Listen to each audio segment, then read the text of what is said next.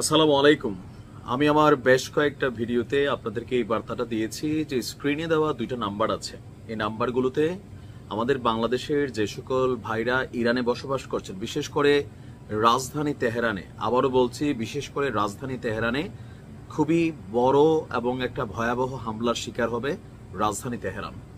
আর ইতিমধ্যে যে নাম্বারগুলো দিয়েছি সেই নাম্বারে যোগাযোগ করে বিশেষ ফ্লাইটের ব্যবস্থা করা হচ্ছে সরকারের পক্ষ থেকে আপনাদেরকে ফেরত আনার জন্য।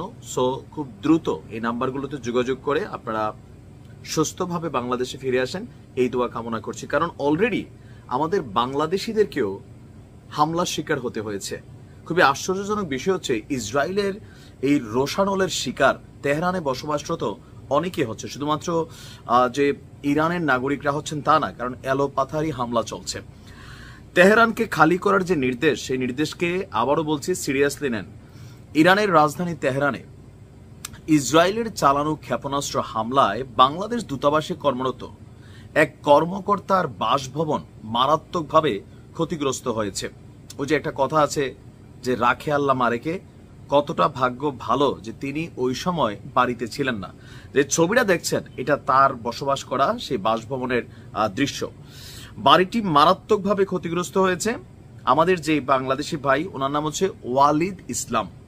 তিনি আপনার ইরানে বাংলাদেশ দূতাবাসে ফার্স্ট সেক্রেটারি হিসাবে কর্মরত, উচ্চ পদস্থ কর্মকর্তা। তার বাসাটা পুরোপুরি গুড়িয়ে দেওয়া হয়েছে।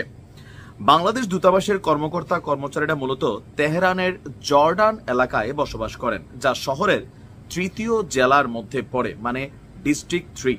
আমি আবারও বলছি যে ইসরায়েলের পরবর্তী টার্গেট হচ্ছে তেহরানের এই গুরুত্বপূর্ণ শহর ডিস্ট্রিক্ট 3, যেখানে অনেক বাংলাদেশিরা বসবাস করেন।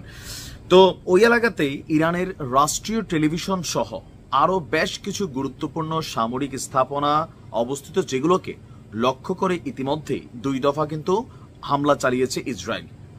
রাষ্ট্রীয় টেলিভিশনের খবরটা আমি গতকালকে দিয়েছিলাম কিভাবে গুড়িয়ে দেওয়া হয়েছে।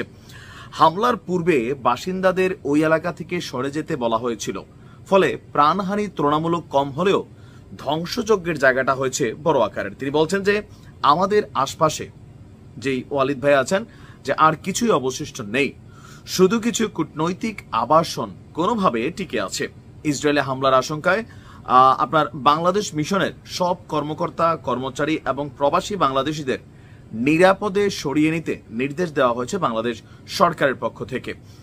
আর আপনার প্রবাসী বাংলাদেশিদের তেহরানের বাইরে নিরাপদ জায়গায় সরিয়ে নেওয়ারও পরিকল্পনা করছে আমাদের পররাষ্ট্র মন্ত্রণালয়।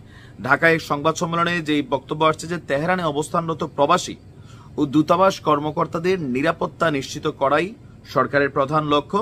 তাদেরকে সুরক্ষিত স্থানে সরিয়ে নিতে কাজ করা শুরু হয়েছে।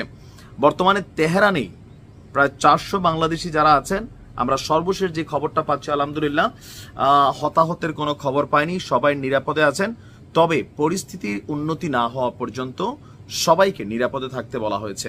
সো আমরা যে নাম্বারগুলো দিয়েছি আপনাদের ভালোর জন্য দিয়েছি। অনেকে আছেন এরকম পরিবেশও ভাবেন যে না আসলে বড় কিছু হবে না, হয়তো আরো কয়টা দিন দেখি। যারা অবৈধ আছে তাদের হিসাবটা আলাদা, কিন্তু যারা বৈধ আছেন বাংলাদেশে চলে আসেন, তারপর পরিস্থিতি যদি শান্ত হয়, ভালো হয়, তারপর আবার ব্যাক করবেন। ভালো থাকুন। আসসালামু আলাইকুম।